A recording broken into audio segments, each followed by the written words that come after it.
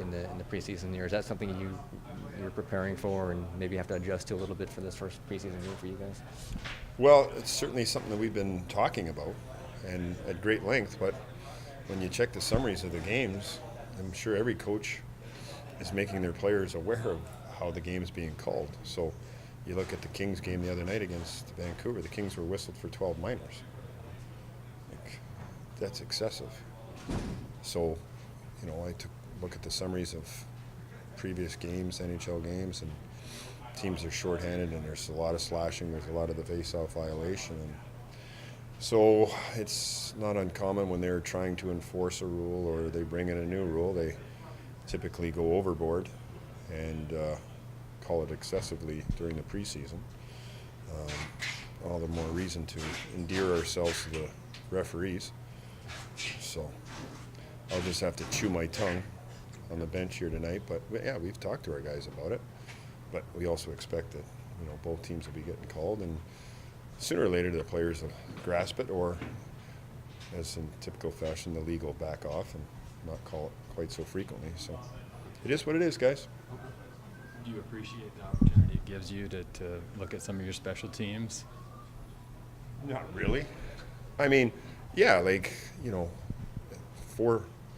I'm not changing my opinion. If you can, keep it to 4 or less penalty kills, then that's great. Anytime you get above 4, you're just asking for trouble. So if you're shorthanded 12 times, you're asking for, it just, the problem is, guys, is the exhibition is to evaluate players.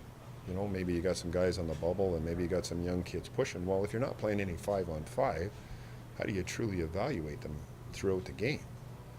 It's 5-on-4. Oh, yeah, it's 5-on-3. Oh, now you're short.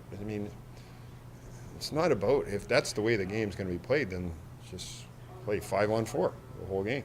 Change the rules altogether. Just take everything out. The game. Just change the game. We're just going to keep changing the game. Why don't you guys let me put the rule book together? I'd like to see that. So would I. Tell you what, it'd be an easy read. It'd be one page, front and back. Well, with that, how difficult is it as a coaching staff that prides itself defensively and 5-on-5 to communicate and make these adjustments when you're kind of preparing for all these odd man situations?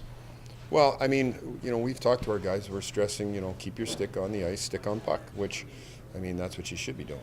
You don't really want to be getting your stick off the ice and putting it into an opponent's hands or on their stick, because they can still make the pass by you anyway. So, but it's like anything else. It's a mindset.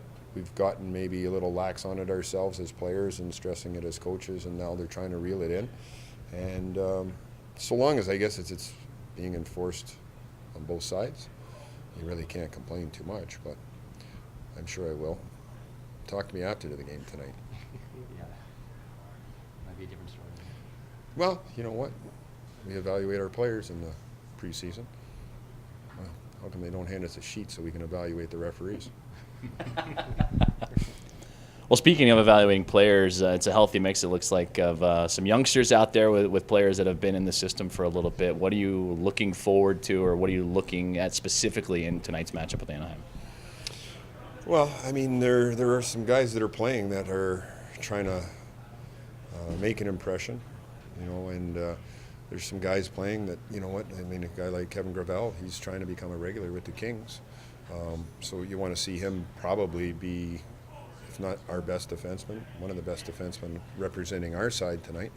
There's some kids that have some junior eligibility before they go back.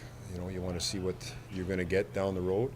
And again, it's something we've stressed all training camp long. You start implementing your systems from day one, and you want to see how that's executed. So whether it's your forecheck or, as we've talked ad nauseum about special teams, situations like that, D-zone coverage, you want to see, are these guys actually retaining and applying these things in game situations. It's a little easier in practice when you can stop things and, push the chess pieces around per se and get the look that you're looking for. But man, when that puck drops and the bullets are flying in every which direction, now you can see if these kids can actually sort it and think the game at a higher speed. So I'm looking forward to it. I think it'll be a lot of fun.